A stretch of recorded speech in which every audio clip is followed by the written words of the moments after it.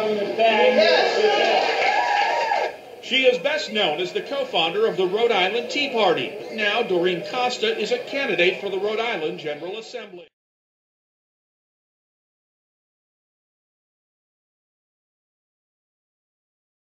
"2010 heating up. The Rhode Island Tea Party now has its first official candidate for public office. Hey everybody, thanks for having me. My name is Doreen Costa. A lot of you in the room already know me. I'm running for state rep in District 31. I am running against Ken Carter, and I am going to beat his butt. Costa is running as a Republican, challenging longtime Democratic House member Ken Carter.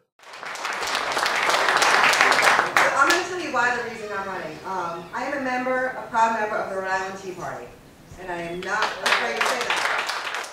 Some people have tried to paint the Tea Party as some sort of political fringe unit. The problem with that is the Tea Party has been very effective in recent U.S. Senate races in Massachusetts, Tennessee, Nevada, and Utah. I have spent countless hours sitting up in that gallery watching our General Assembly make the state of Rhode Island look like a bunch of fools. I'm going to answer something that you touched on. You were talking about the health care bill. You know, I was 100% against it. I called Congressman Jim Langevin's office. I made an appointment with him. He goes, "We'll see you tomorrow at 11:30. I said, "Oh, this is fabulous." I look at my husband, I'm like, he's in Washington. I'm in Rhode Island. I got in my car at 3:02 a.m. My appointment with him was at 12 o'clock. I pulled in the parking lot in Washington at 11:38. I ran 6 blocks and I made it to that appointment with the congressman. Okay? And the reason why I'm telling you this is because the good old boy network is going to no longer exist come November. I am not afraid to take on anybody up there. White House, Langevin, and my opponent Ken Carter. And Doreen Costa says that while she's running as a Republican, she'll remain true to the Tea Party principle. A little bit about me. I am 40-something. I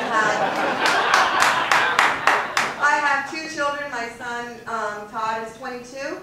My daughter is 21 and just moved to California. So last week, 2 weeks ago, I had to fly out to California to see my daughter because she couldn't get a job here. And believe it or not, she got 2 jobs in California. That is sad when your 21-year-old daughter has to leave the state. And guess what? My son called me yesterday and said, "Mom, I hate to tell you this, I love you dearly, but I'm going to live with Gabby." Because he lost his job with the flood at the Warwick Mall. And I worked with FEMA. I've talked with FEMA. I've worked with Senator Whitehouse. Yes, I have. Because we had to meet with the FEMA folks, and I wanted to know what was going on. My son just got his check from unemployment, and this flood happened several months ago. Things in this state have to change. And now I'm not going to have a son or a daughter here. And I am going to do everything I possibly can to represent the working people of Rhode Island to help your children stay in this state. Hey, I get up at 4 o'clock every morning. You know what I do for a living? I manage a bunch of Hess Expresses. Okay, the gas station, the convenience stores. My businesses manage between $1.2 and $2 million a year. I know how to balance a budget. I know how to meet payroll. I have to fire people occasionally for theft. So I go to work. I'm in work by 5. I'm at home by 12. I take a shower. I start walking the district. I've already hit over 1,100 doors, and if I have to hit 1,100 more, I will, and then after that I will hit them again. I'm Doreen Costa. I would love your vote for District 31.